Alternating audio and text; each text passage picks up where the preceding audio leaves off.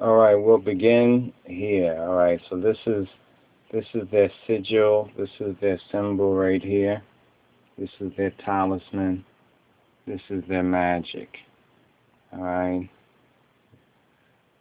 All right, so let's go to the cover of this book right here. And we touched on this before, Egyptian Yoga by Brother Muata Ashby and edited by Karen Clark Ashby.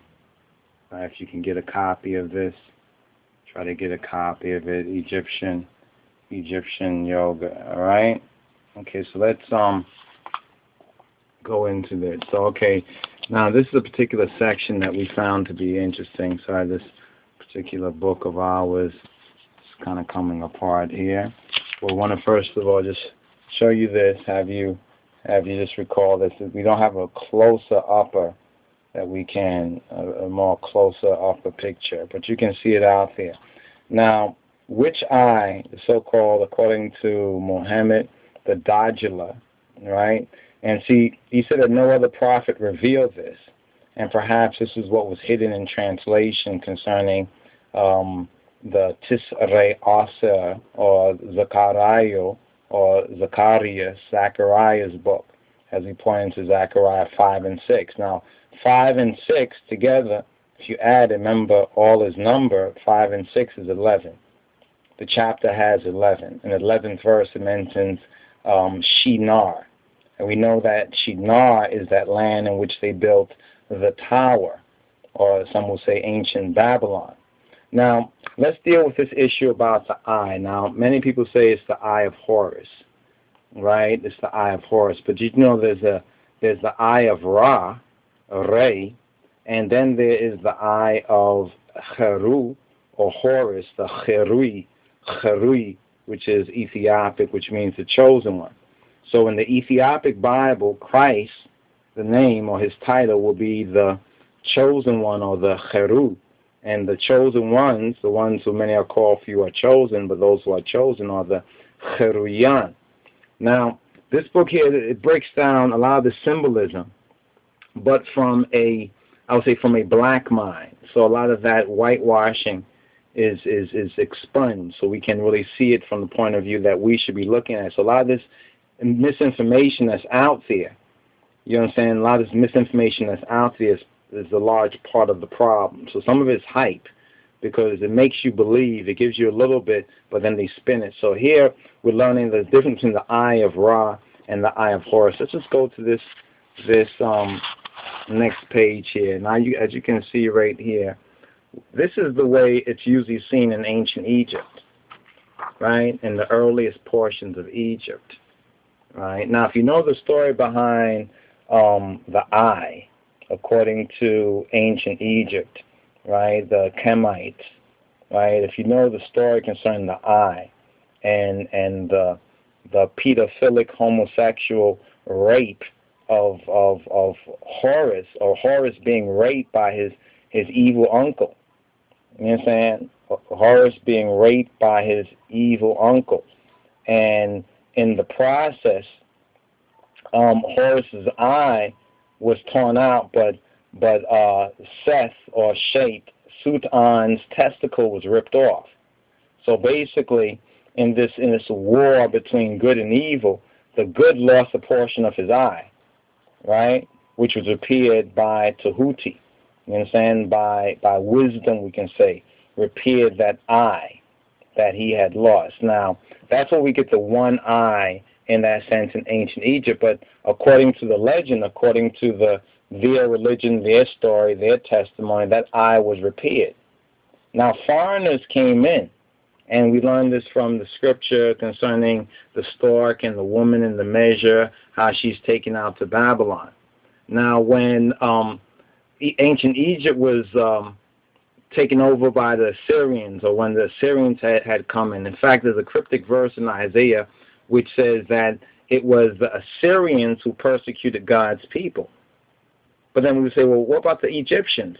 You have to notice that everybody came into this ancient Egyptian culture, as we see right here. This is the eyes, they say the eyes of the chosen, the Cherui.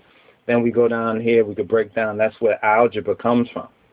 So this symbol that's often derided actually taught the Europeans algebra right here. So you can see breaking down the parts of this.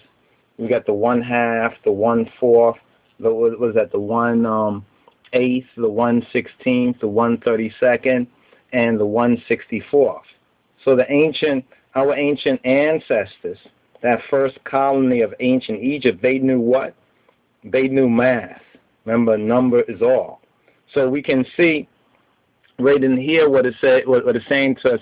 When the parts of the eye of Horus, what's called the widget or the ujat or the widget, right? Left eye is added up.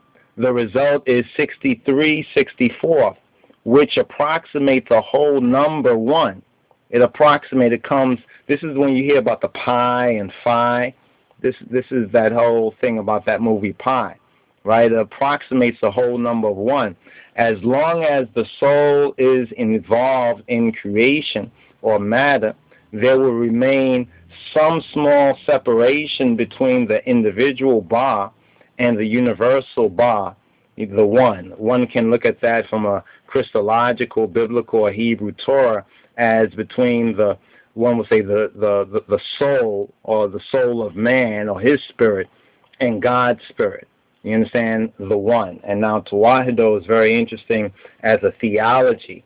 You understand? Basically correcting the systemic anomaly. So even the Egyptians understood or overstood this. It's just that they were not able to overcome it, but they saw the chosen, the perfect chosen. This is when we talk about ancient Egypt was like pre-Christianity in a sense. If you can receive it from its origination. But if you get caught up in whitewash, basically what you're going to get is something like this. You understand? You're going to get this eye right here. You almost never see, let's see if we can bring this around. You almost never, so we can point to the Lord, you almost never see this image, this symbol. You don't see this symbol, eye. You don't see one of these, right, or one of these, or one of these. You understand? In a triangle in ancient Egypt. You can't go to the wall, the wall paintings, the monuments, nowhere. What you often see is 2 eyes. But see, a lot of these guys making these videos saying, oh, that's ancient Egypt. All they're doing is ribbit and repeat, basically. But if you want to really get to the truth, you know what I'm saying, you got to study and show yourself approved. So you really recognize that something happened between ancient Egypt where that eye, according to legend, that the evil brother, Sut, Shet, or Satan, ripped out of the chosen, that was repaired by Tahuti, or by wisdom, which Christ in the Ethiopic identifies himself with Tahuti. And Moses is also of this particular order of Tahuti, because Tahut in Ge'ez and Amharic means humble. You know what I'm saying? It means humble, or humility. This is an interesting key too. That's a virtue. That's an attribute. But anyway, so all cultures came into Egypt. This is just the latest that came into Egypt and has been using this particular, something derived from this particular so-called magic, right? Now, when you go over here, you see this is the right eye. Now, on this particular dollar, it's very clear that it's the left eye. If you get a close-up, if you do some research into it, most have indicated this is likely to be a left eye. Muhammad said that the Antichrist, the Dajjal, or the Dajjal, would be blind in his right eye, but he would have a left eye. Now, you notice that right there? That's a left eye. That's what's on your dollar right there. You understand? Your Almighty. Is that your Almighty? Not our Almighty. But here's the right eye. The right eye of Horus is also the eye of Re. The eye of Re is also, they say, Echit Chari, or Hathor in her fiery, destructive aspect. Now, we're going to get a little bit more into this, but just showing you some of the other symbology. And all this has meaning. The Hebrews, Moses understood this meaning because of what had happened in, you see, the bondage in ancient Egypt. Not slavery, but the bondage was a religious bondage. There were those who were initiated within, so they saw these things esoterically. But the people, you understand, who were unlettered, unlearned, they looked at a lot of these things and it was sold to them, like your prosperity pimps, it was sold to them exoterically. And that's where the bondage came in. They had the truth, but it had been distorted. They were deceived. They took the truth of this, but not telling people the true meaning of it to be free, told them enough to keep them in like a frozen psychological or soul state. Now we can see that different cultures, like right here, we have the eye of Krishna, right? We have the eye of Krishna, so we can see where this originally came from right here, right?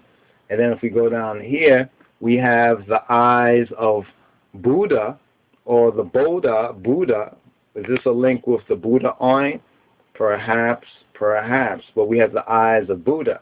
But I want to show you that it's the eyes. It's the eyes.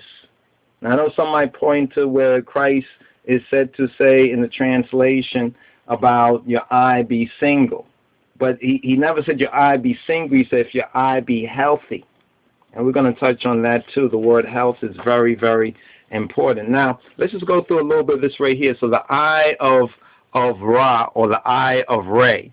The eye of Re, the so-called Uraeus, it represents the life force power of the spirit which animates matter.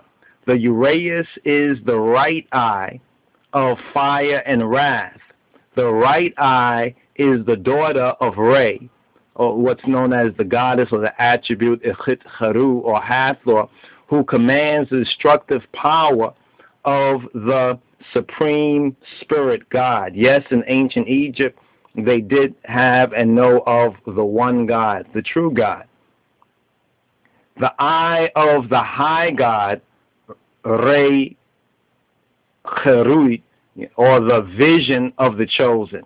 The vision of, that would translate Ethiopiacally as the vision of the chosen, is the great goddess or feminine attribute of the universe, Ichit Haru, in her wrathful, terrible aspect. Originally, the eye was sent out on an errand. Upon her return, she found that she was replaced by a surrogate. This was the first cause of the wrath of the eye. Since then, the eye can never be permanently and completely appeased. Now remember, this is translating and understanding ancient Egypt thousands of years ago. Remember, that civilization, we have it biblically, basically came to a halt, but much of the wisdom from Egypt spread to other far-off and neighboring lands, and we showed that a little bit early in the first part of this book. Now, the high god, or Re, which is contracted from the Ethiopic, the vision, used the formula, let's go over here, the formula to turn the eye into a rearing cobra, which he strapped to his forehead to ward off his enemies. Now, some might say, oh, man, this is just mythology, ancient Egypt, so forth and so on. But then recognize in the Bible the seraphim, you know what I'm saying, the seraphim, the cherubim, what the Bible is really describing there. Most people are looking at pudgy, fat, white babies, but the Egyptians overstood the truth, but it was symbolicalized. You know what I'm saying? If one wasn't initiated, you understand, or if one wasn't brought into the fact that this is to be read esoterically and not exoterically. You know how most people look at these things and they judge it by looking at it, but they don't understand any of this. They don't understand that this is mathematics here. You know what I'm saying? This is the beginning of algebra. You know what I'm saying? That Tahuti fixing, repairing his eye is a great wisdom. But see, until they make some device like a BlackBerry or something out of this ancient technology, you wouldn't really recognize. You'll think like these people were so stupid, but yet they had mathematics and built pyramids, so forth and so on. What happened? Well, what happens to all who fall short of the glory of God? They fall and fall short, sometimes fall hard. Egypt fell hard, because to whom much is given, much is required. This Uraeus head ornament was also used in ancient times to protect the third eye region of the head, right? Now, located on the forehead, let's go over here and then focus on this. Now, located on the forehead, this particular symbol right here, between the eyebrows, it is also known as the third eye, or in the Hindi, the Ajna chakra in the Kundalini yoga system. It can be activated by continual meditation on the area of the forehead, according to those systems. It is a symbol of the life force energy, representing not only the visible warmth, fire of the sun, but also the subtle energy, the life force which animates it. But see, a lot of this that we're speaking about was known to the ancients. They didn't have all this distraction. So they recognized even the life force. You understand? Like, most folks are so caught up, they don't take time to even breathe. I mean, really deeply breathe and really meditate on what is life. And it's a shame that most only recognize it, so-called, like they say, when it's far too late. But it implies that the one who has mastered, or what they call sublimated, the so-called sexual energy, which gives everything life. So now you have to understand that people say, oh, they were talking about sex. They were talking about sublimating. In other words, we would say regulating. In other words, having a discipline. In other words, you ride your horse, don't let your horse ride you. In other words, developing this energy center allows us to be in contact with the invisible world of spirit, and thus to see spiritually.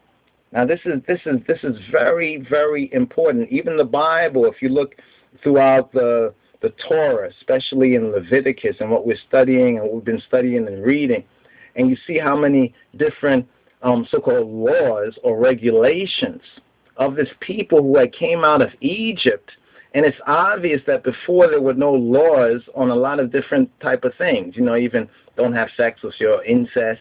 You know, don't have sex with your near of kin, with your sister's, you know, your wife's sister, and you know, don't have the homosexual act. So why did he have to give this people, which before, even from the Genet to Aden, there was never such a thing, because they were in a society that had become degenerate, much like the society we are in.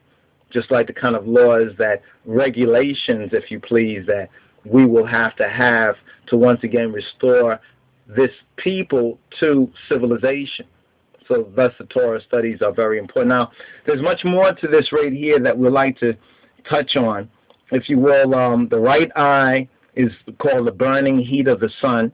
So if we look at the right eye, the burning heat of the sun, in the utterance 3:16 of the coffin text, the eye speaks, I am the all-seeing eye of Horus, whose appearance strikes terror, lady of slaughter, mighty one of frightfulness. Now, some will say, oh, lady of this and goddess of that, so forth and so on. Oh, that's idolatry, right? Even though we haven't bowed down to no idol or nothing, right? But if you look in your Bible and you study the Masoretic and even the Ethiopic, you'll find that there's an interesting use of gender. Do you know that the hand of the Lord is often made to be feminine? Even his eye sometimes in the Bible, in the Torah, in the Tehillim, the Psalms, Mezmor Dawit, is said to be feminine. Different attributes of God are given a feminine attribute. They could be a masculine attribute by giving a feminine attribute. This is where the code now went from physical representation within the Hebraic to symbolic logic, or to the word, the very descriptive word, and was the packed-in word. Now, in other texts, the eye is described further. Great will be your power and mighty your majesty over the bodies of your enemies. Sounds a little bit like the Psalms when you think about it, right? They will fall howling on their faces. All mankind will cringe beneath you and your might. They will respect you when they see you in that vigorous form. This is a translation, but the essence is very psalmaic. It's just like the Psalms of David. After all, the connection of the Beta Israel to Egypt and Ethiopia should be obvious by now. But the eye goes on to speak, I am, yes, I am, as a burning flame. Was Moses familiar with this? but also the boon companion of Re, the boon companion of the vision. I have seized the gods, the Elohim.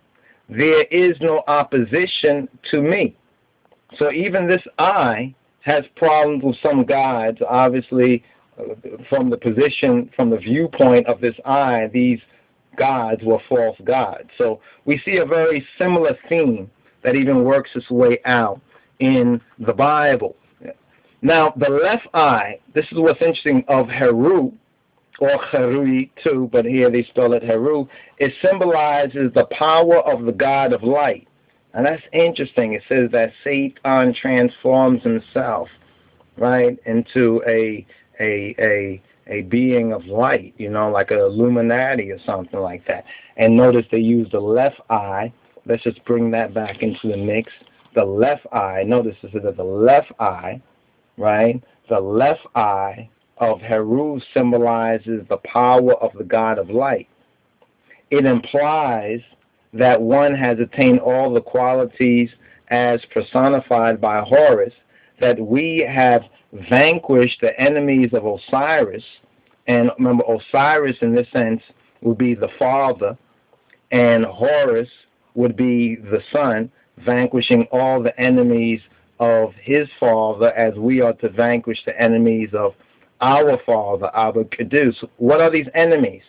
The same enemies His Majesty sought to vanquish, and for a time he did before the rise of the serpent again.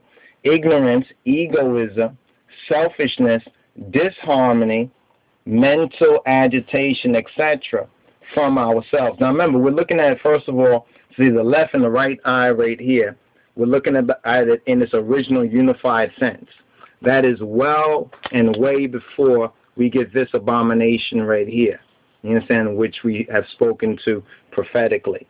You understand? Especially in Zechariah chapter 5, verse 6, and the related context. All right? So we're speaking about it in its original theology here. Now, the right eye of Horus, also known as the eye of Re, the Uraeus, represents the sun, Re, spiritual energy, prana, key. And the left eye of Horus, the moon, right, Isis, nature, mental power, understanding. At once, Horus is the synthesis of the spirit, the sun, and the body, moon. Now, are you getting something? That the left eye is more related now in this sense, seems to be to the moon, which is reflected light, right? The left eye is reflected light, and also left eye refers to the body in that sense.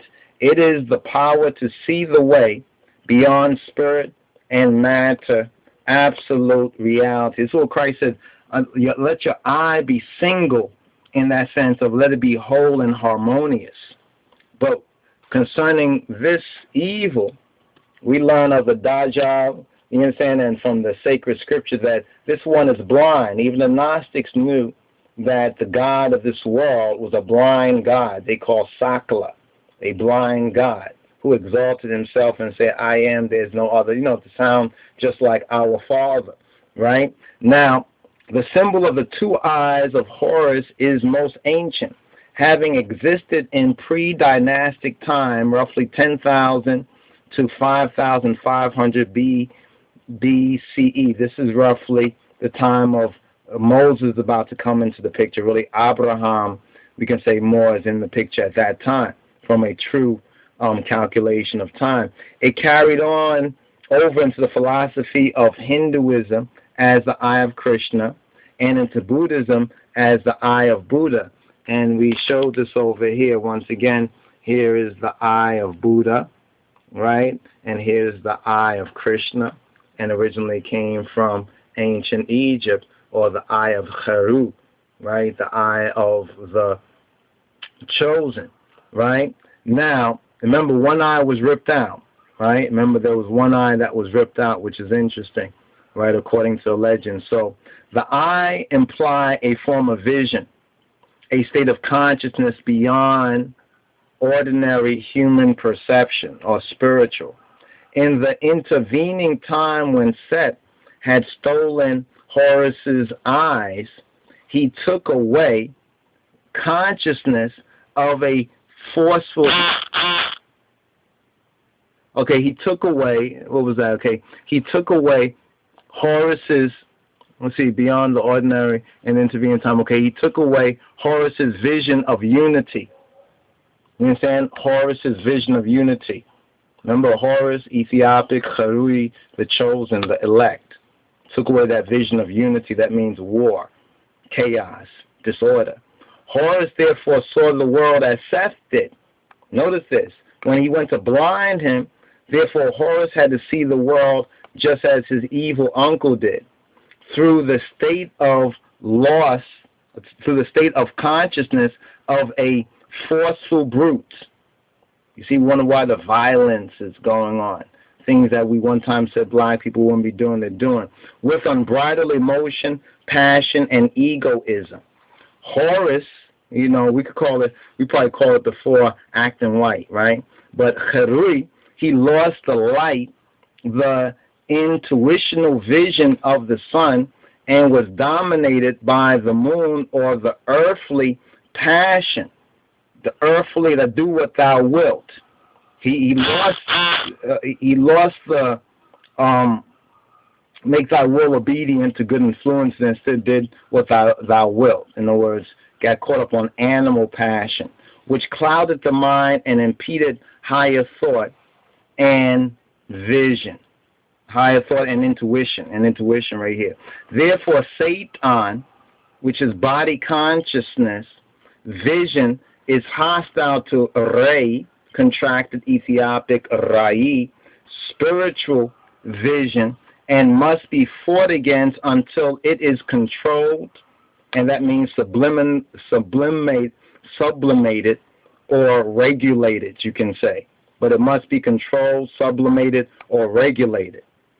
As stated in the Egyptian book of the coming forth by day, Pert M. Charu, in the chapter 23, Satan, thinking, is the greatest force holding the soul in a state of bondage. You see, so there's a whole different interpretation, understanding to even the Israelites coming out of Egypt. Remember, that mixed multitude was not just Israelites. There were many Egyptians who also knew the truth, true Egyptians, or the true faith. At the end of the conflict between Horus and Seth, or brute force, arrogance, egoism, is sublimated through Tahuti, through wisdom. Remember what Christ says, wisdom is justified of her children. And Tahut, like Tahitana, it means humility or humbleness. His physical force is directed to the service of Ray, or the service of the vision, as he is given the prestigious position at the head of the bark of Ray, or the ship of Ray, as protector of Ray, protector of the vision, as he traverses the heavens every day. Now, some say that these barks are actually these brothers from other planets and their ships visiting, checking on I state, whether we have that number. You understand? Number, all is number. Each day, Ray must do battle with the forces of darkness who would like to stop Ray from shining. They would like to stop the vision of His Majesty from shining, the true light of Christ. These forces are, let's just get to this right here, these forces are headed by who? Apophis, the serpent. See how this connects with the biblical story when read correctly, not from all that whitewash mumbo-jumbo? You understand? One Sate or Sutan, Shaitan, is controlled through wisdom, but not the wisdom of man, the wisdom of Jah. He is seen doing battle against Apophis. So once the evil uncle now, so remember, Sut or Sate and Apophis is not one and the same. But once he is, as it says right here, once he is controlled or sublimated through wisdom, he is seen doing battle against Apophis in order to protect the bark of Ray. And it says, see page 58. In this manner, our physical nature, brute animal force, must be placed at the service of spirit. Now, there's a little bit more to this, but our main focus on this right here. And now this, if you know, this is the Eye of Tahuti right here. This is the Eye of Tahuti. This is a symbol of a parchment scroll, which is kind of very interesting. Oh, the reasoning on that. But getting back to this right here. So the left eye, are we understanding something about this left eye? You understand? And this symbolic story of, some can call it the two brothers story, or some might see the Cain and Abel kind of story, or the biblical story. But the main thing is this left eye. Why is it a left eye? I think from ancient Egypt, the secret of this will become very clear, and how this also connects with what happened when he ripped out his eye, and therefore caused him, it's almost like take away our birthright, our name, our nationality, call us niggers, blacks, and coloreds. You understand? And before you know it, you understand? Before you know it, we're acting, thinking just like them. It's time to come out of this spiritual Egypt, brothers and sisters. So more to come. Stay tuned. Yah willing, Shalom, Rastafari. Ancient Egypt was taken over by the Assyrians, or when the Assyrians had come in. In fact, there's a cryptic verse in Isaiah which says that it was the Assyrians who persecuted God's people. But then we would say, well, what about the Egyptians? You have to notice that everybody came into this ancient Egyptian culture, as we see right here. This is the eyes, they say the eyes of the chosen, the Kharui. Then we go down here, we could break down, that's where algebra comes from. So this symbol that's often derided actually taught the Europeans algebra right here. So you can see, breaking down the parts of this, we got the 1/2, the 1/4, the, what was that, the 1/8, the 1/16, the 1/32, and the 1/64. So our ancient ancestors, that first colony of ancient Egypt, they knew what? They knew math. Remember, number is all. So we can see right in here what it's saying to us. When the parts of the eye of Horus. All right, we'll begin here. All right, so this is their sigil. This is their symbol right here. This is their talisman. This is their magic. All right. All right, so let's go to the cover of this book right here. And we touched on this before, Egyptian Yoga by Brother Muata Ashby and edited by Karen Clark Ashby. If you can get a copy of this, try to get a copy of it. Egyptian Yoga. All right. Okay, so let's go into this. So okay, now this is a particular section that we found to be interesting. Sorry, this particular book of ours is kind of coming apart here.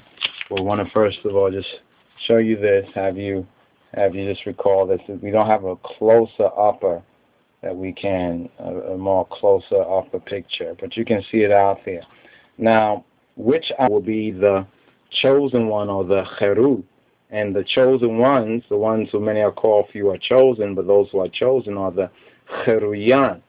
Now, this book here, it breaks down a lot of the symbolism, but from I would say from a black mind. So a lot of that whitewashing is expunged, so we can really see it from the point of view that we should be looking at. So a lot of this misinformation that's out there, you understand, a lot of this misinformation that's out there is a large part of the problem. So some of it's hype, because it makes you believe, it gives you a little bit, but then they spin it. So here we're learning the difference between the eye of Ra and the eye of Horus. Let's just go to this